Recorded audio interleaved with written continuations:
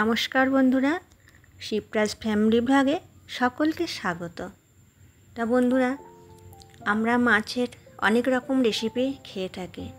তা আজ আমি মাছের যে রেসিপিটা বানাবো সেটা একবার অন্তত বানিয়ে দেখুন আর পুরো রেসিপিটা দেখতে থাকুন। অসম্ভব টেস্ট এবং খুব ভালো লাগবে। সব সময় একরকম না খেয়ে একটু অন্যভাবে আজকে মাছের রেসিপিটা আমি বানাচ্ছি। আর তার জন্য কিনে নিয়েছি বন্ধুরা, দেখুন আমি কিছু মাছের পিস নিয়ে নিয়েছি। আর এটা হচ্ছে রুই মাছ। মাছটা ভালো করে ধুয়ে নিয়ে জল ঝরিয়ে এখন লবণ, হলুদ আর সর্ষের তেল দিয়ে ভালো করে এদিক ওদিক করে মাখিয়ে নিচ্ছে, যাতে মাছের সমস্ত অংশটাই নুন, তেল আর হলুদ পায়।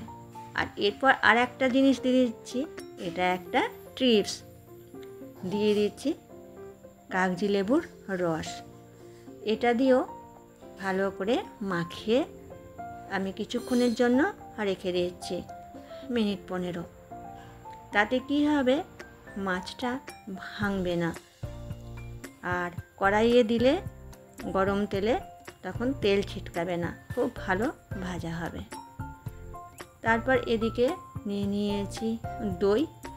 আর দইটা প্যাকেটে আছে, তাই প্যাকেট কেটে দইটা এখন একটা পাত্রের মধ্যে নিয়ে নিচ্ছি। এরপর গ্যাস বার্নার জ্বালিয়ে কড়াই বসিয়ে দিলাম আর দিয়ে দিলাম সানফ্লাওয়ার তেল। আর আমি এটা অর্থাৎ সাদা তেলেই রান্নাটা করব। মাছটা ভাজবো, সেই জন্য কড়াইয়ে পরিমাণ মতো তেল দিয়ে দিলাম। তেলটা গরম হয়ে গেছে, এবার দিয়ে দিচ্ছি এক এক করে মাছের পিস। আর আমি ম্যারিনেট করে 15 মিনিট রেখে দিয়েছিলাম। এবার একটা একটা করে মাছের পিসগুলো তেলের মধ্যে দিয়ে দিই বন্ধুরা।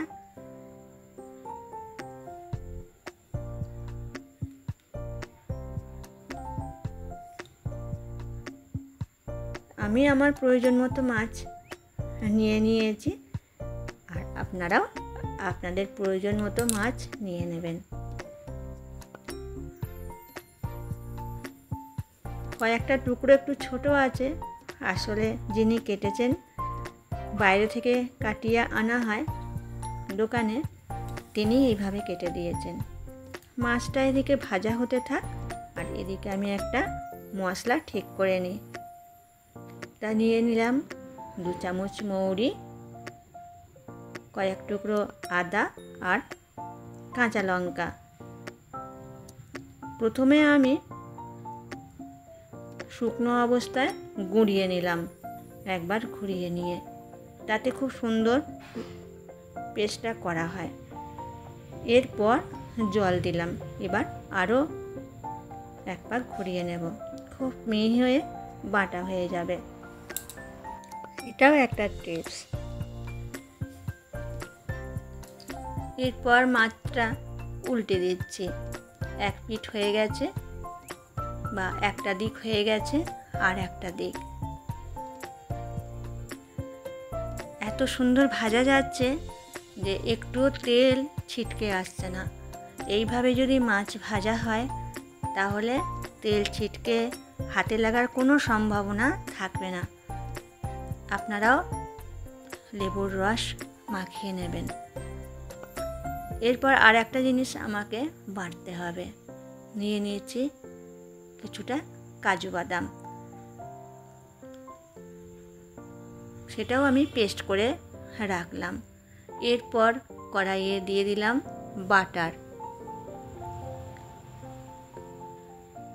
বাটারটা যতক্ষণ না গলছে ততক্ষণ অপেক্ষা করছি। এরপর বন্ধুরা কড়াইয়ে দিয়ে দিচ্ছি তেজপাতা আর একটা শুকনো লঙ্কা।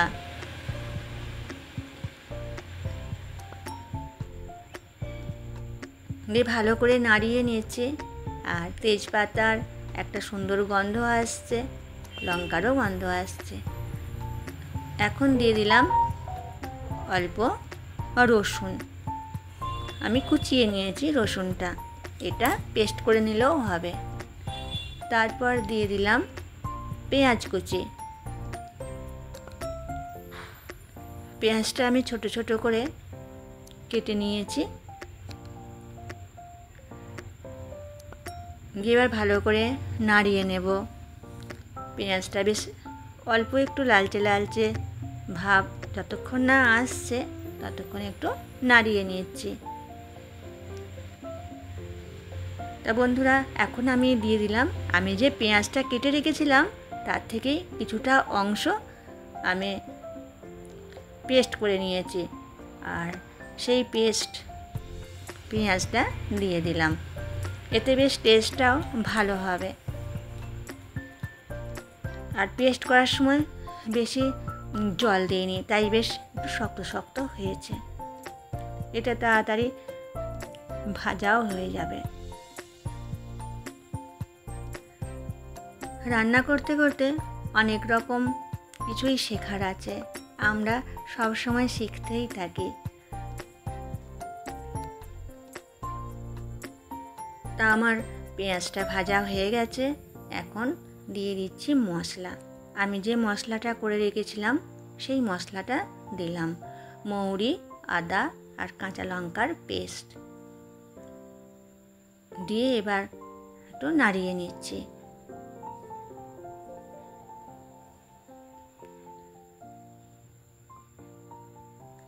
তো বন্ধুরা, আমরা তো সব সময় অনেক রকম রান্না করি অনেকেই, কিন্তু আমার এই পদ্ধতিতে অবশ্যই আপনারা রান্না করবেন। তা দেখুন বেশ সুন্দর একটা স্মেল আসছে। এরপর আমি অ্যাড করছি, এটা হচ্ছে কাশ্মীরি মরিচ গুঁড়ো। এতে একটু কালারটা ভালো হবে। আর আমি হলুদ ইউজ করছি না, তাতে মৌরির সেন্টটা ভালো থাকবে। আর কাঁচা লঙ্কার সেন্টটাও বেশ ভালো থাকবে। এরপর দিয়ে দিলাম কাজু বাদাম বাটা, দিয়ে একটু নাড়িয়ে নিচ্ছি ভালো করে। মশলাটা বেশ সুন্দর হয়েছে আর তেল ছেড়ে এসছে। এখন গ্যাসের ফ্লেমটা একদম সিমিয়ে দিয়ে দিলাম টক দই। আর দইটা আমি খুব সুন্দর করে ফেটিয়ে রেখেছিলাম। দিয়ে এবার ভালো করে নাড়িয়ে নিচ্ছে। আর বাটিটা টক দই যাতে ছিল সেই বাটিটাও ধুয়ে সেই জলটা দিয়ে দিয়েছি। দিয়ে দিলাম অল্প করে মিষ্টির জন্য চিনি। মিষ্টি যে যার প্রয়োজন মতো দিয়ে নিলেই হবে, তবে সামান্য একটু মিষ্টি দিলে স্বাদটা সুন্দর হয়। তারপর কষিয়ে বেশ সুন্দর গন্ধ বেরিয়েছে, আর সেই সময় দিয়ে দিলাম জল। দিয়ে এবার এক এক করে মাছ আমি দিয়ে দিচ্ছি কয়েকটা কাঁচা লঙ্কা। এরপর ঢাকা দিয়ে দিলাম কিছুক্ষণের জন্য। তা তুলে নিলাম। দেখুন বন্ধুরা, এত সুন্দর সেন্ট হয়েছে না, কি বলবো, দারুণ সুন্দর লাগছে। এবার কিছু ধনেপাতা কুচিয়ে রেখেছি, এখন এবার ধনেপাতা অ্যাড করছি। আর গ্যাসের ফ্লেমটা একদম সিমিয়ে দিয়েছি। এই সময় মিডিয়াম আঁচে আমি কুক করলাম। এবার ধনেপাতা দিয়ে ভালো করে নাড়িয়ে নেব। দেখুন বন্ধুরা, আমি নাড়িয়ে নিয়েছি। আর এখন ঢাকনা দিয়ে দিলাম কয়েক মিনিটের জন্য, তাতে সেন্টটাও খুব ভালো হবে।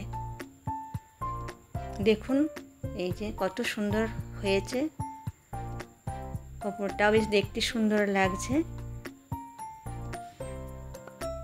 তা বন্ধুরা, কেমন লাগলো আমার এই রেসিপি আমাকে অবশ্যই কমেন্ট করে আপনারা জানাবেন।